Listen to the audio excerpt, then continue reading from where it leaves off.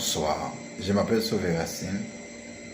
C'est avec beaucoup de plaisir pour que je cite les obstacles qu'on pourrait rencontrer dans une communication orale et les facteurs de motivation pour les surmonter.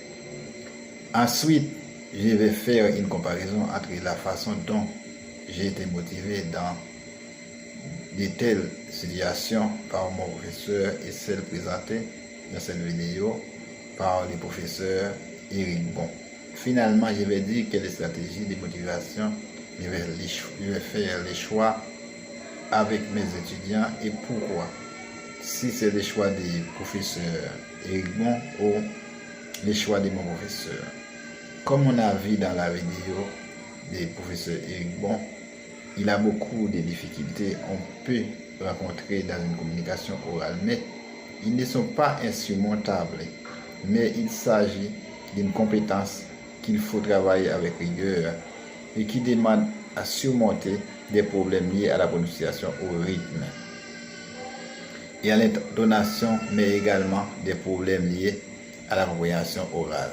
Mon professeur a dit, pour résoudre les problèmes, il faut étudier l'alphabet phonétique international. Ensuite, les facteurs qui me motivent à apprendre la langue française, c'est parce que j'aime travailler dans le secteur touristique. Mon professeur m'a donné les techniques pour que j'apprenne plus facile à prononcer les mots et écrire. On doit apprendre la transcription phonétique, les signes diacritiques et les signes prosodiques. Il faut étudier l'appareil phonatoire pour capable bien maîtriser les sons.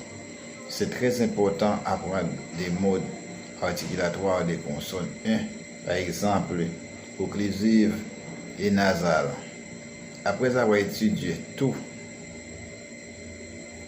apprendre les progressives des consonnes, progressive, on va reproduire de mieux en mieux les sonorités entendues. Encore plus tard, on va l'aider, on va s'intéresser à ce qui touche au phonème graphème, c'est-à-dire au passage de l'oral vers l'écrit, ce qui peut l'aider dans les deux compétences de production et notamment dans l'organisation des phrases dans la vidéo. Le professeur Eric Bon a évoqué des facteurs de motivation pour développer la communication orale. C'est la vulgarisation qu'on doit employer lorsqu'on est en train situation à partir de ces moments et étudier, et l'étudiant va avoir le niveau de langage, va être compatible à celui qui est en train de converser. La deuxième motivation du professeur Eric a fait un appel à tous les jeunes en disant après, vous avez étudié beaucoup, si on ne peut pas exprimer, c'est comme si on n'a rien compris.